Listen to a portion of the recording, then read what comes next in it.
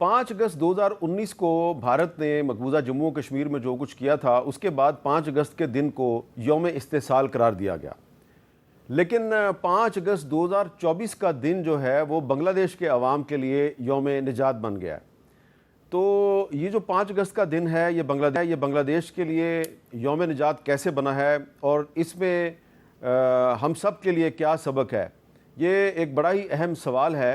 क्योंकि जो बांग्लादेश की साबिक वज़ीर-ए-आज़म है हसीना वाजिद साहिबा, वो जिस अंदाज़ में ढाका से हेलीकॉप्टर में फ़रार हुई और भारत पहुंच गई हैं और अब वहाँ से वो कहीं और जाएंगी, तो उनके फ़रार के बाद जो आर्मी चीफ़ हैं जनरल वक़ारुज़्ज़मान साहब, उन्होंने एक अबूरी हुकूमत कायम करने का ऐलान किया है। लेकिन वक़ारुज़्ज़मान साहब के बारे में बहुत कम लोगों को ये पता है कि ये शेख हसीना वाजिद के रिश्तेदार हैं और एक हसीना वाजिद के पहले दौरे हुकूमत में एक आर्मी चीफ़ थे जनरल मुस्तफ़ीज़ुर रहमान, वो शेख मुजीबुर रहमान के कज़न थे और हसीना वाजिद के अंकल थे। तो ये वक़ारुज़्ज़मान साहब जो हैं ये उनके दामाद हैं और इनकी जो बीवी है वो शेख हसीना वाजिद की भी रिश्तेदार है। तो अब उनके लिए बहुत बड़ा चैलेंज है। वो शेख हसीना वाजिद ने उनको दिसंबर 2023 में चीफ़ ऑफ जनरल स्टाफ बनाया और विद इन फ्यू मंथ्स उनको आर्मी चीफ़ बना दिया।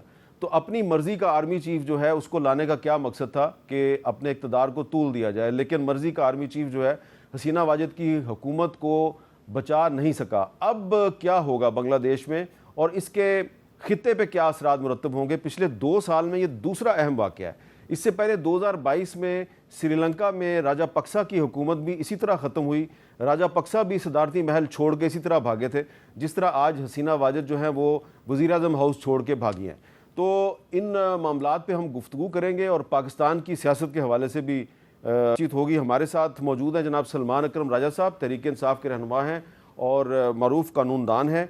डॉक्टर हुमा बकाई साहबा बहुत ही पाकिस्तान की मरूफ एजुकेशनिस्ट हैं, मुसन्निफ़ा हैं और तज्ज़ियाकार हैं। और यहाँ स्टूडियो में सेनेटर खलील ताहिर सिंधु साहब हैं, कानूनदान हैं और मुस्लिम लीग नून से उनका ताल्लुक़ है।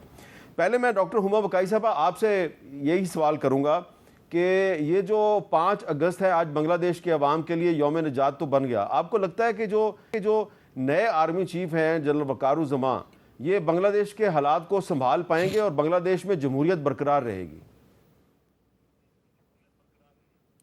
देखिए, एक तो मैं आपसे गुजारिश करूं कि हसीना वाजिद साहिबा फ़रार नहीं हुई, उनको बिल्कुल सेफ एग्ज़िट दिया गया।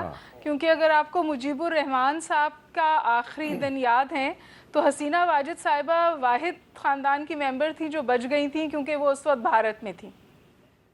और जो इस सूरत हाल को करीब से देख रहे थे वो कह रहे थे 2 अवामिल हैं जो हसीना वाजिद की कंटिन्यूटी का मोजिब बन सकते हैं, जो 3 महीने से ये प्रोटेस्ट हो रही थी। इंटरनली वो फ़ौज की सपोर्ट थी और एक्सटर्नली वो भारत की और इम्प्लिसिट अमेरिका की सपोर्ट थी। भारत ने तो ज़ाहिर है एक हद तक सपोर्ट किया, फ़िज़िकली भी सपोर्ट किया उनको इस सप्रेशन में। लेकिन जो आर्मी चीफ़ हैं उन्होंने शुरू में सपोर्ट किया लेकिन फिर वो पीछे हटे और आखिरी ख़बर शायद ये आई है कि हसीना वाजिद साहब के साहबजादे ने उनसे कहा कि आप उनका रूल कंटिन्यू कराएं, जिसके जवाब में उन्होंने कहा कि ये अब पॉसिबल नहीं होगा। और अगर वो उन्हें उस वक्त ना निकालते तो बहुत इस बात के इम्कानात थे कि ये सूरत हाल बहुत अगली हो जाती, बहुत भयानक हो जाती। क्योंकि बावजूद कर्फ्यू के जो तलबा थे बिलखुसूस वो ढाका की तरफ मार्च कर रहे थे और उन्होंने कुछ मोहलत मांगी तकरीर करने की जो उनको नहीं दी गई। और अच्छा ही हुआ क्योंकि उसके बाद उन्होंने बार्ज इन किया और अभी भी जो chief of the army staff है उन्हें आके ये कहना पड़ा कि जी हम पे भरोसा करें। क्योंकि जो लिंकेज आपने बताया है उसकी बहुत बातचीत है बांग्लादेश में, उसकी बहुत गूंज है और लोगों ने कहा, उसने chief of the army staff ने कहा कि जी आप हम पे भरोसा रखें, हम सूरत हाल संभाल लेंगे, मज़ीद अमलाक को नुकसान ना पहुँचाएँ। और अब वो जो स्टूडेंट्स थे, जो ग्रुप्स थे जिसमें ख़वातीन की भी बहुत बड़ी तादाद है, वो सेलिब्रेटरी मूड में चले गए थे। अब वो नाच गाना कर रहे थे और खुश थे, लेकिन अभी भी स्ट्रीट्स पर हैं। अब देखना ये है कि ये मिलिट्री रूल कंटिन्यू होता है या जो अबूरी हुकूमत कायम हुई है उसके बाद कोई सियासी रास्ता निकलता है। हसीना वाजिद साहिबा के बारे में ये बात सामने आ रही है कि शायद वो यूके चली जाएं اور پھر وہاں سے اپنی جو کیمپین ہے اس کو دوبارہ شروع کریں یا کوئی کم بیک کی کوشش کریں. تو اس وقت بہت situation in a state of flux ہے, نہیں کہہ سکتے کیا ہوگا. ٹھیک ہے.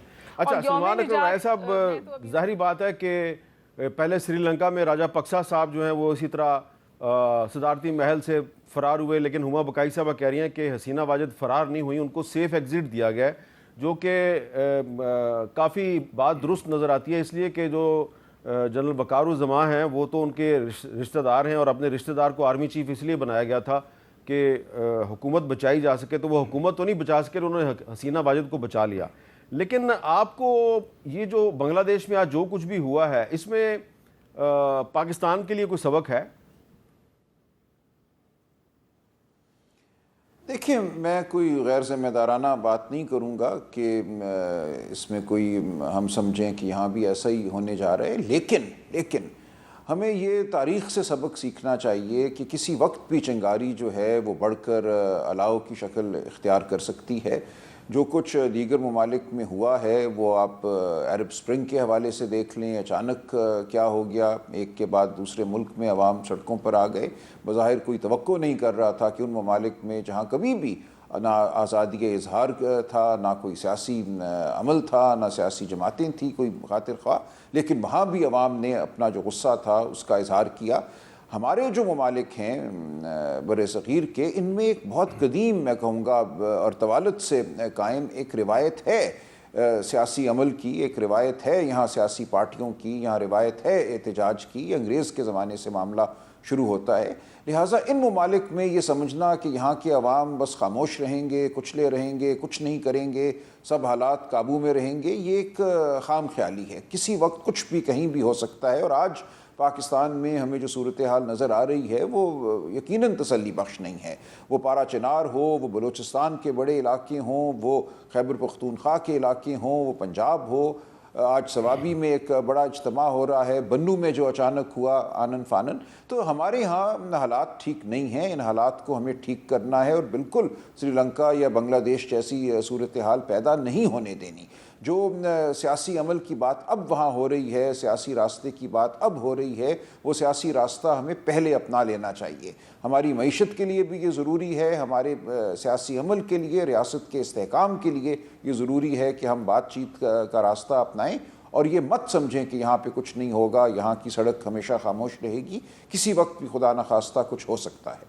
اچھا, لیکن یہ ہمارا جو راول پنڈی ہے اس کا ایک فیض آباد چوک ہے, وہ ہمیشہ ہی گرم رہتا ہے, اور اس وقت بھی بہت گرم ہے, اور اس وقت بھی جماعت اسلامی کے بہت بڑی تعداد میں لوگ جو ہیں وہاں پہ بیٹھے ہوئے ہیں.